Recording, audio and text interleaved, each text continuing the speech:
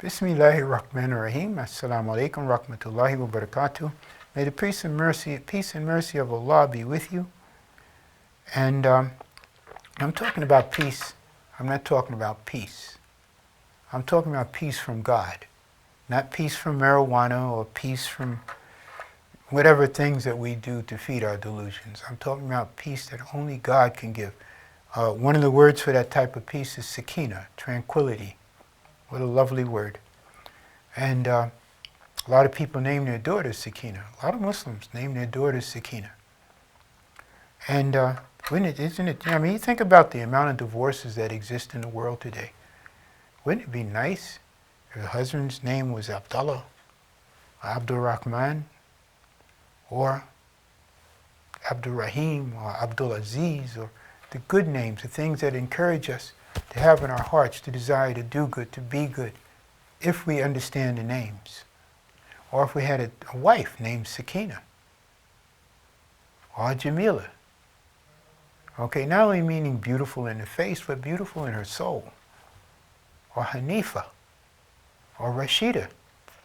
Okay, Hanifa, meaning one who's following the path of Prophet Ibrahim. Or Rashida, meaning the mother of goodness. Wow, look at these names that we as Muslims have. We don't name ourselves Diamond or Gold or Silver or Silverstein.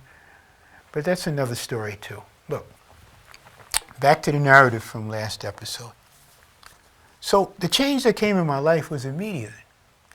And that all came from me reading a tafsir, English language version of Quran, written by Abdullah Yusuf Ali, one which is very difficult to find now, for some reason or other. Okay, I don't know. I don't know millions of people, but I've heard that millions of people have been guided by that particular translation of Quran.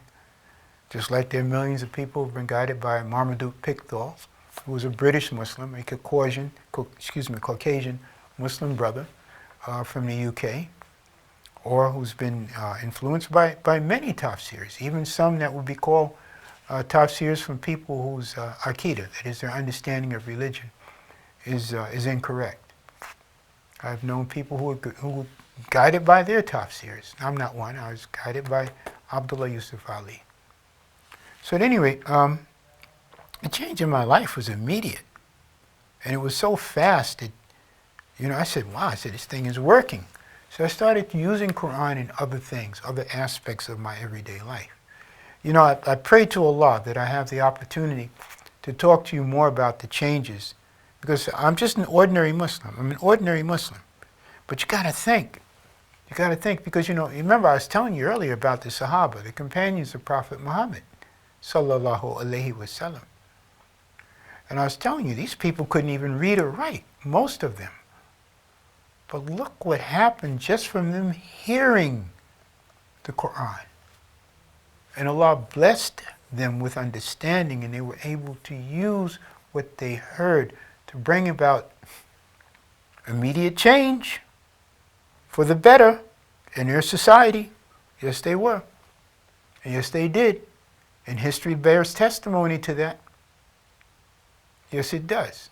Not only to their immediate society, but once they stepped outside of their societies, how they made the world a better place. The entire world, wherever they went. And to this day, the world in its entirety is benefiting from what these men and women, most of, not all, most of whom could not read or write, the benefits, the things that they were able to do just based on hearing the Quran. When I think about them, I took my glasses off. When I think about them, I think about, I feel like I fill up. I really do. I feel tearful. A man ain't supposed to cry, but I feel tearful. And it's because of the things that I see us, with the availability of the complete, accurate history of Islam today, doing. What I see us doing, what I see us, and I'm talking about in excess of 2 billion people. Think about that. In about 1450, I'm generalizing, I'm rounding it off, 1445, 1446, I say 1450 years, Hijri, short years, have been doing. Our numbers have increased from Prophet Muhammad, sallallahu alaihi wasallam, his wife Khadija, Rabiallahu anha, okay, his friend Abu Bakr, Rabiallahu anhu, his cousin Ali, who was a child, was 13 years old. I heard Ali was 12, 13 years old when he first accepted Islam, Rabiallahu anhu. And all of the others who came, we know their names. There's books written. I've heard that there's one book that's written, it's got the names of the first 10,000 Muslims. Okay?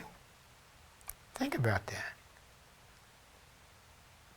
And now here we are today, in spite of the Mongolians and the Romans, all these people slaughtering us and murdering us and torturing us in the Catholic Church and the other aspects of Christianity and the racism and all the stuff that's going on throughout the entire history of Islam.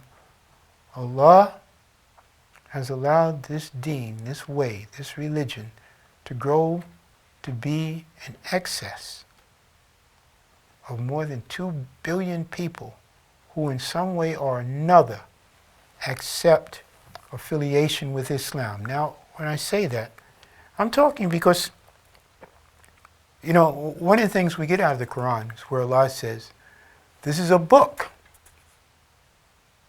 and it is guidance sure. ذَلِكَ كِتَابُ الرَّابِ فِيهِ هُدًى لِلْمُتَّقِينَ.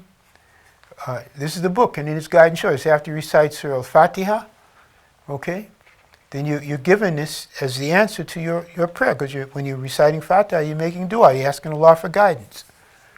And Allah gives it to you. He says, this is it. This is the book. This is where you get your guidance. This is the book, and it is for guidance for sure.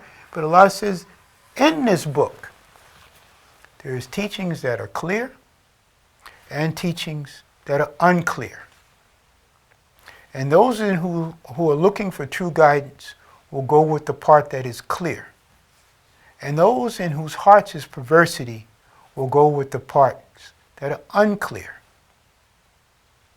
So when you read that, when I read it, that's what it meant to me. I'm reading tafsir here.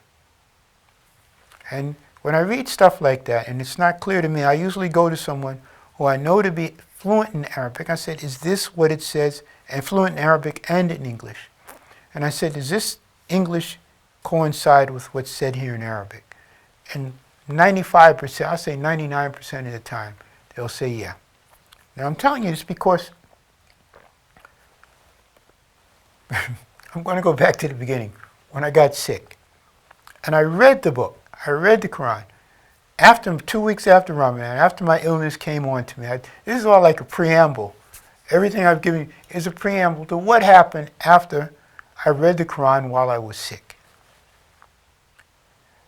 I'll go on to say that my sickness was so severe in my mind. In my mind, my illness was so severe that I couldn't even get out of the bed. And this was for about 6 weeks. I was eating very little. That's when my weight went down to like 130 pounds. And I was laying in the bed, and I would go in and out of sleep, and you know, it was a bad thing for me because I'd never been through that before. And it got to the point wherein I wasn't even able to lift my head up off the pillow. That's how sick I was. So I called my wife and my children. You know, 21st century, we have all types of ways of communicating with people.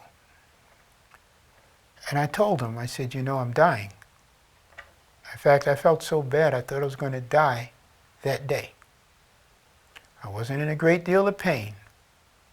I was in and out of consciousness. And